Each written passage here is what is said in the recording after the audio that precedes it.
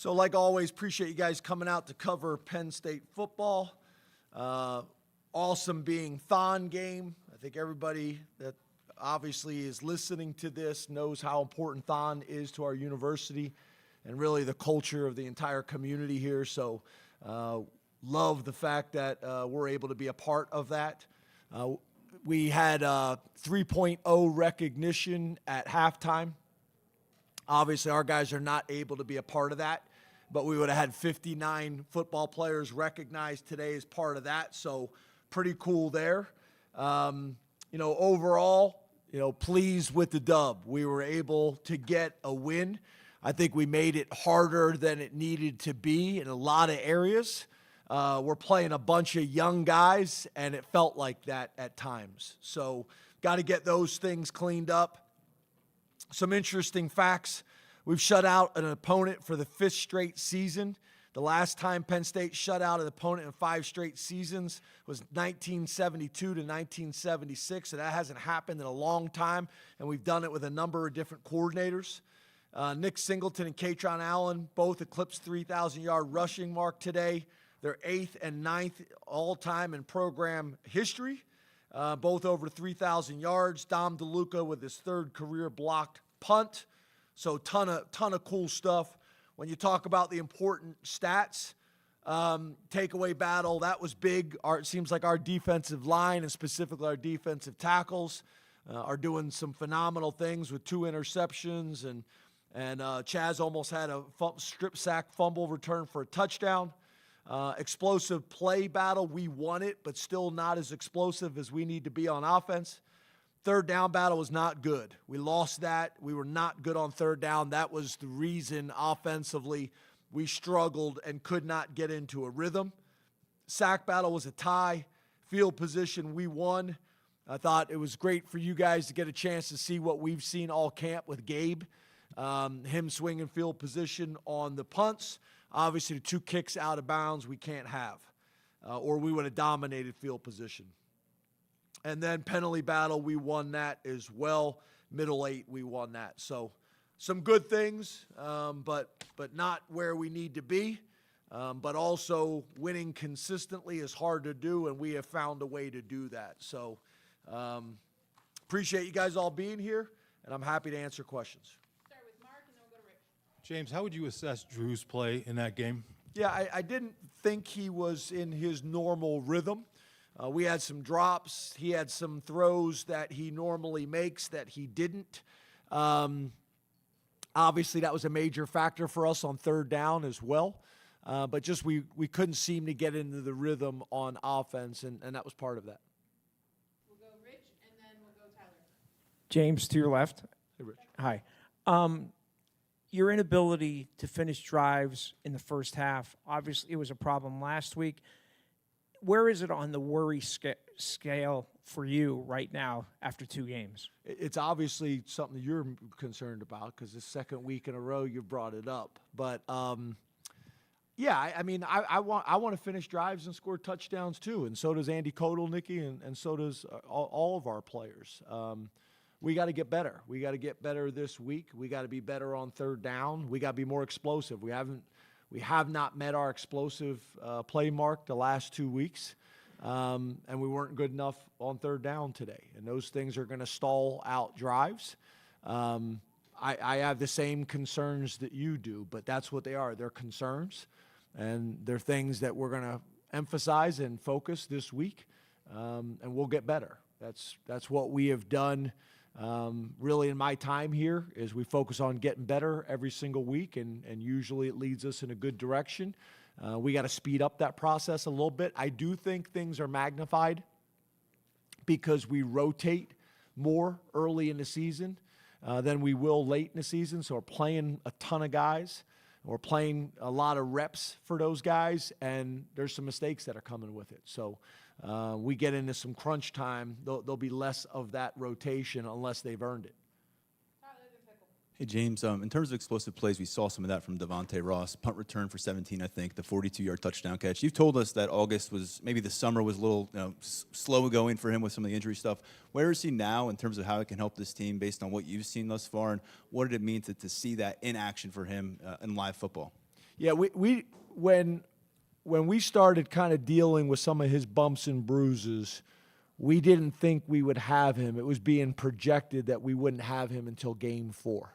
So the fact that he is played in week 1 in a limited capacity and was really no limitations in week 2 and was able to obviously be a impact in the game is a positive. So I think we're way ahead of where we hope to be. And we just got to continue to build on it. But the good thing is you guys have now had an opportunity to see Hudson, you've seen Pena, you've seen Ross, and now we got to be able to get all 3 of them involved on a consistent basis. Coach, what did you think the identity was going to be for your offense and defense coming out of camp, and have you seen that in action on both sides of the ball over the first 2 weeks? Yeah, I think we're still working towards that. I don't know if you necessarily know at the end of training camp ever what your identity is going to be. You have an idea of what you think, but until you get into the games and start to do it, it's an evolution. So yeah, I don't know if we're there yet. I still think we're trying to figure that out. But I would also say this: we've gone into these first couple weeks with a philosophy of things we were trying to get done in terms of building chemistry and confidence in certain aspects of the game, rather than just go do what we got to do to win games and score points. So I think that those things could factor in to a degree, and that really kind of revolves around those 3 receivers. But yeah, we need to be more balanced. We need to be more explosive on offense. Defensively, we're not playing fast yet. They're still thinking a lot with some of the new wrinkles in the new defense. And we got to get some of those things cleaned up so they can play faster and more natural. I think special teams, we've shown that we have a chance to win games on special teams. In these first couple weeks, I think that's a positive. The blocked field goals, frustrating. We've had 2 blocked field goals in 2 years where a guy does completely opposite of what we coach. Field goal responsibility, and then all of a sudden I'm going to take 2 hands down on my inside gap and give out my outside gap, which is not what we coach and what we do. In the last 2 years, we've had a guy do that on their own without ever doing it in practice, without ever being coached to do that. So we got to get some things cleaned up. The 2 kicks out of bounds, those things are disappointing, but we've made some big-time plays on special teams, and we need to continue doing that.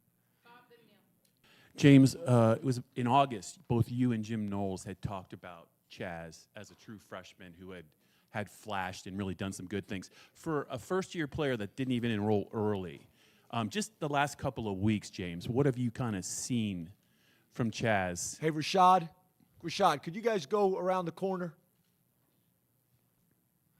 Yeah, excuse me. Chaz has been. You guys are starting to see what we saw in camp, and I think your point is a good one. He wasn't even here for spring ball, so I think you're going to just see him continue to take significant strides. But he is quick, he's twitchy, he's athletic. He's 250 pounds and looks skinny. I think he's 248 or 249, somewhere in that range. And then obviously just his ball aware today, to be able to get the strip sack and then be able to scoop it up and then run away. Some cool things. So I think you're just going to see him continue to get better. And then obviously being able to have Zariah out there today, I think was helpful too. Veteran player that we hadn't had early in the season and not for most of camp. So to have him back was good too. I thought he looked really explosive and quick off of the ball. I thought his get off was excellent. Last 2 questions, Neil and Audrey. James, you mentioned you mentioned the depth.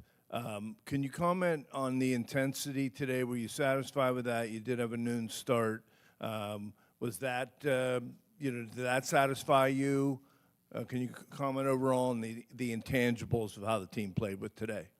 Yeah, obviously we started out sluggish. We did not execute the way we needed to early on.